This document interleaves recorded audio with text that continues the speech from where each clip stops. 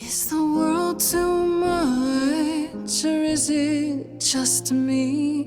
Speaking as probably the biggest musical theater nerd and noisy pixel, I've kept a close eye on Stray Gods the role-playing musical. From first-time studio Summerfall Studio and now seasoned indie publisher Humble Games, this title has received an almost suspicious amount of pre-release buzz thanks to its partnership with Critical Role, with two of that show's cast members prominently featured in the game, and an utterly insane list of all-stars rounding out the rest of the cast.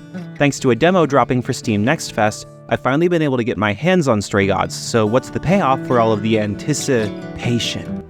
Together, we are the chorus. We rule over the idols, our name for the gods who remain. All of us, hidden in your modern world.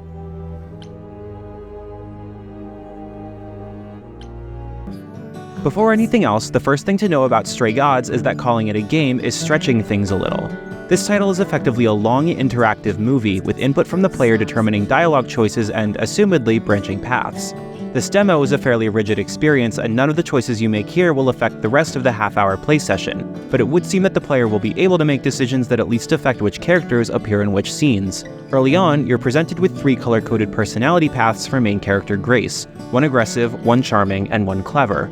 Most of the rest of your choices will correspond with these colors, and the one you pick initially will give you a few opportunities to pick dialogue choices that would be locked if you'd chosen another path. There isn't enough in the demo to see to what degree your chosen course will affect your outcome, and for the most part, you are welcome to pick any of the 3 presented choices regardless of color, so you're not totally locked in at the beginning. So, with the game being an almost entirely story-focused experience, I'll get into the parts of the tale presented in this demo. It's notably not just the beginning of the game. While the longest part is focused on the first 2 musical numbers as the intro, it then jumps to 2 other scenes that highlight Pan and Apollo more specifically. The game starts with auditions for Grace's band, where it quickly becomes apparent that she, having just, quote, finished, unquote, college, feels rather aimless at this stage of her life. You're given a moment to attempt to flirt with her close friend Freddie, but once Grace is left alone in the auditorium, the first song begins, with her singing about it being a boat adrift on the sea.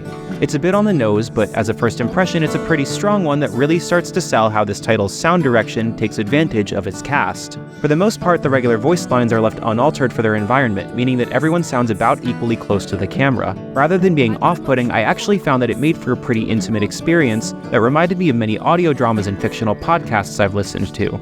It also means that with no lip-syncing required, all of the on-screen characters are static images, so the dialogue sounds natural to the ear.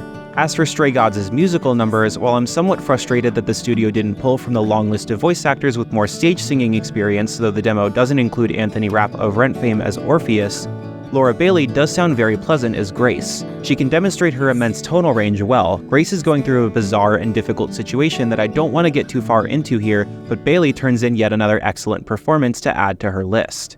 I was also very impressed with Felicia Day as Athena, who was almost unrecognizable until I looked at the cast list again, and Troy Baker as Apollo, singing for, as far as I know, the first time in a game since BioShock Infinite. Both show a lot more talent as singers than I had previously known them to.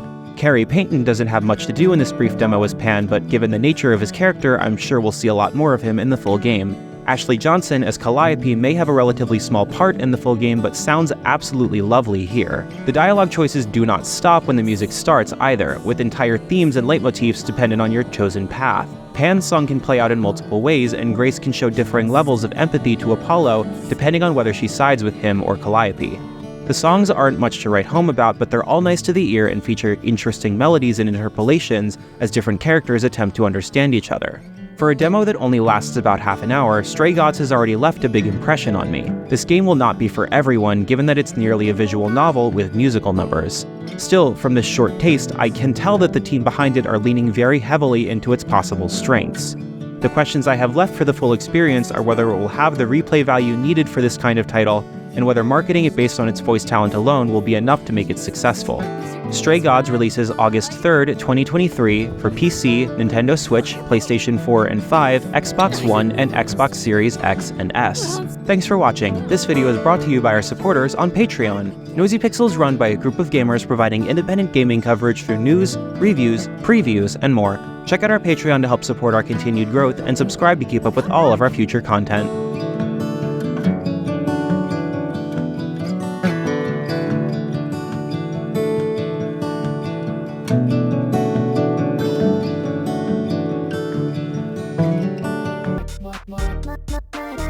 What?